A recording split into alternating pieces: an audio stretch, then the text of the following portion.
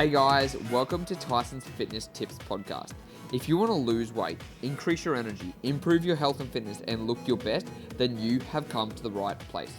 My name is Tyson Brown. I'm a personal trainer, and my job is to help you transform your body by sharing with you the most up-to-date information on health and fitness. I'm going to distill it all down for you into bite-sized actionable steps that you can take immediately to see results quickly.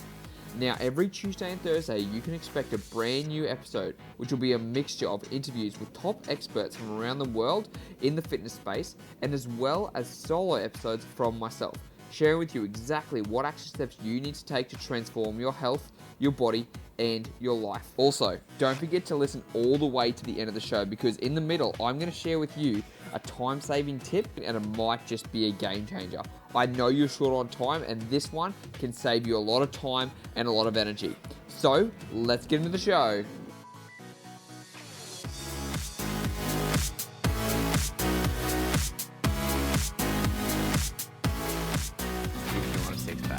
What's going on, guys? It is Tyson Brown here, and today I want to be sharing with you some tips about when it comes to getting a six-pack. Because a lot of people have asked me, hey, you've talked about abs are only made in the kitchen, and so does that mean that I don't need to be training my abs at all then? Am I wasting my time?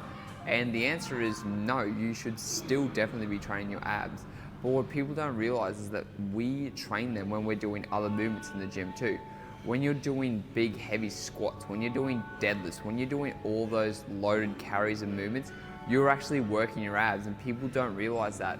We always just think about, because we want to feel the burn, we always think about, oh, I've got to do like direct ab training, like leg raises and V-sits and knee tucks and all those things. And they're actually pretty good for isolation work. But in order for you to get the best results, you want to need to make sure that you're focusing on the big heavy movements, because you're going to be able to load the body more, and it's not just going to work on your six pack, it's going to work on your obliques, it's going to work on your lower back, it's going to work on everything else that helps you work together. Because you can have a good looking six pack, right? But if you don't have the capacity to be able to hold yourself up properly, to be able to use heavy weights, well then you're not going to have a functional body, which is what you want at the end of the day. Six packs is just one aspect of it. You've still got to be able to move well without pain. You've still got to be able to use heavy weights over time. And to do that, it's practicing more of those movements. So doing things like I said, squats, deadlifts, chin-ups, bent over rows, military press. A lot of your work should be standing up, because that's what you're doing most of the day, right? We don't ever sit down and just try and crunch up. And that's why it's so important. We want to replicate what we do movements in during the day to get stronger. So if you can overhead press a movement, which is pushing a heavy bar over your head, what about when you have to put something over in a, like let's say you have to put a heavy box on top of the shelf? You can do that a lot more safer and have a stronger six pack overall if you actually use heavy weights to push overhead, right? Same thing if you're going to pick up something heavy off the ground. If you just want to have the looks of a six pack, well then doing direct ab training and having the right type of diet, because diet is the number one key factor, is going to be the main point. But if you actually want functional abs that are going to give you the best results possible, not just look good, but you're actually going to be able to perform in everyday life, then you want to make sure you're doing these full body compound movements. You want to make sure that you're doing the training as well as the nutrition too. Because at the end of the day, you can do all this stuff. You can do direct ab training. You can do, over the compound movements like I'm telling you to do. But if your diet is not in check, then you're not going to see the results you're after. Because it all comes down to body fat. Everyone's going to be able to see their six-pack, but it depends on the amount of body fat. Some people are going to be able to see their six-pack when they're 12%. Some people are going to be able to see their six-pack when they're 10%. Some people are just had that body type where they have to drop extremely low in order to see it. And it's going to vary depending on the type of person. But you shouldn't just be depending on the six-pack alone. You should be depending on making sure it's functional. Now let's talk about like ab exercises. That's what you guys want to know about, right? You want to know about the most beneficial ab exercises. So the one thing I always recommend is planks. Planks are a great exercise to develop not just your ab strength, but also your obliques too, because it utilizes it all together. Another one I like is the pull-off press. Now the pull-off press is what you're going to be able to see me doing another, like I'm going to do a video over here of the pull-off press, and this works your obliques too. It also does work your six-pack. Another great exercise that I like to recommend for people is doing a standing cable pull down, okay? because like I said, we want to replicate that we're standing all the time. That's when we're going to get the most benefits. So doing a standing cable crunch as opposed to doing a kneeling cable crunch is going to be more beneficial. Doing a standing pull-off press instead of a kneeling pull-off press is going to be more beneficial. Now you can't do a standing plank, but if you think about it, when you're going to push a weight overhead, you're pretty much in a standing plank. You're squeezing when your muscles nice and tight, and you're going to push it overhead. And also what I want to suggest for you guys too, don't just think about working the six pack. Like I said, you want to be working the oblique and also the lower back too.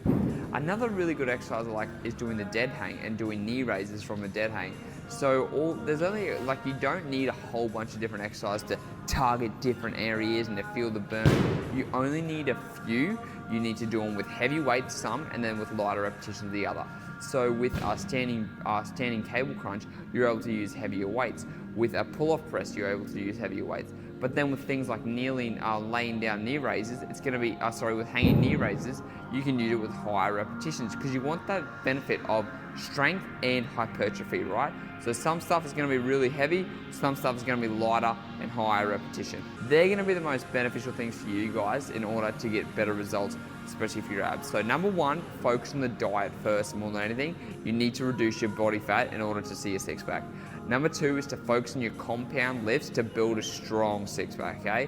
Squats, deadlifts, bench, overhead press, bent over row, all those most beneficial things. Yes, the bench press does incorporate your abs if you do it properly.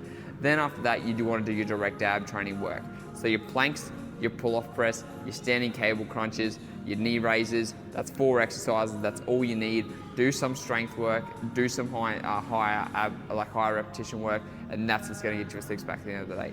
That's the video, guys. I hope it was informative. Please make sure to like and subscribe, and I'll speak to you on the next one.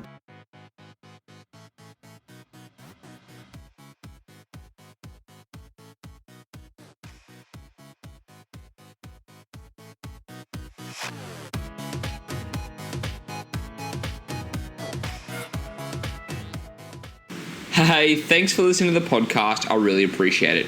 Now, I've got a special gift for you. If you want to learn how I managed to lose 10 kilos and keep it off, then I've got the perfect treat for you. I've got a free intermittent fasting cheat sheet that I share on my website that shows you exactly how to diet effortlessly with intermittent fasting and fit it into your busy lifestyle. And more importantly, this is the exact guide that I follow every single day that allowed me to lose 10 kilos of body fat and keep it off 4 years later. So head on over to www.tysonbrown.com.au and pick up your free cheat sheet today and learn how to fit intermittent fasting into your life and diet effortlessly. Once again, that's www.tysonbrown.com.au. Opt in for the free cheat sheet and I'm going to send it straight to your inbox for free. Until next time, speak to you guys then.